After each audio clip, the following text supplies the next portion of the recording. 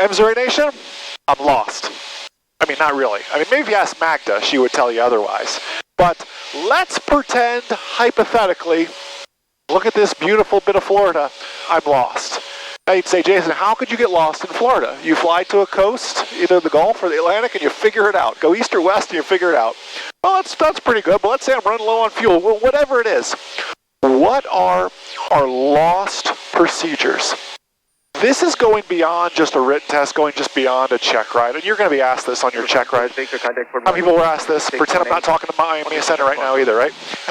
All these ifs, right? Pretend I don't have this amazing avionics suite. You're thinking, sure, this is really a realistic video, Jason.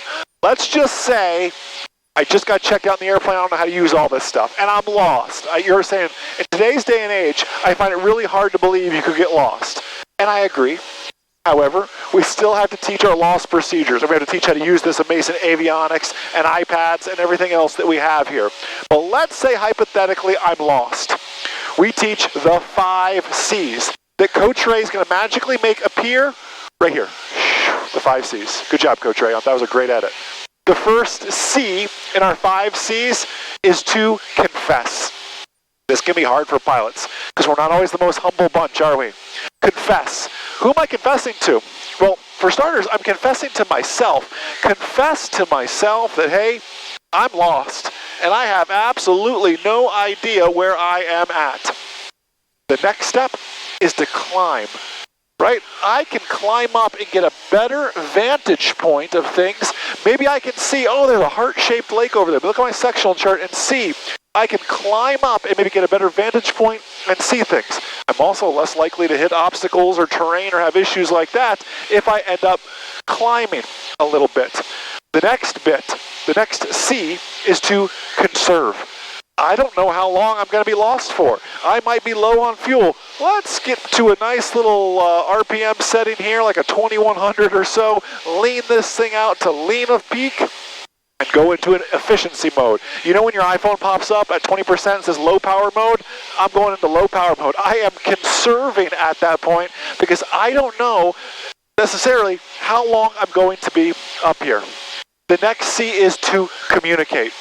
Find somebody to talk to. Hop on 121.5 even. Hop on some frequency, Miami Center, some frequency somewhere. Talk to somebody and see if they can work to help figure out where you're at.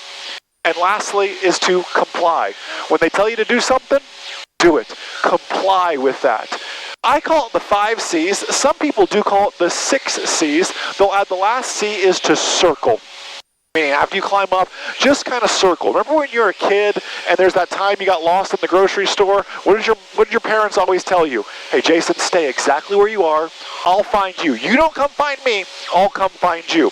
Well, circling can be that way in aviation too. It can keep you out of trouble, right? From flying through airspace that could cause some trouble. It can help ATC to find you. It can also help you gain your bearings by making some circles and looking for some possible points on a sectional chart, some checkpoints that you could solve as well. I know it seems far-fetched to believe we could ever get lost in today's day and age, but you better believe I've got stories. I think every good CFI has stories sometimes. So it's important to know whether you use the 5 C's or the 6 C's, it's important to not only know them, but apply them to the real world and always have a backup plan. You know, I've got 2 iPads in this airplane. It sounds crazy. You know, I have 3 GPS sources here, 2 ADS-B, independent ADS-B sources. I've got, add a phone to the equation. I've got a lot of things. You would think you could never get lost. Number 416. I never want to say never in aviation, right? You got to be smart about these things, and that's what the 31-Day Safer Pilot Challenge is all about. I hope you're loving this. I hope you will share this with others as well and challenge others to get through all 31 days. We're almost there. We're chipping away at it. Keep strong.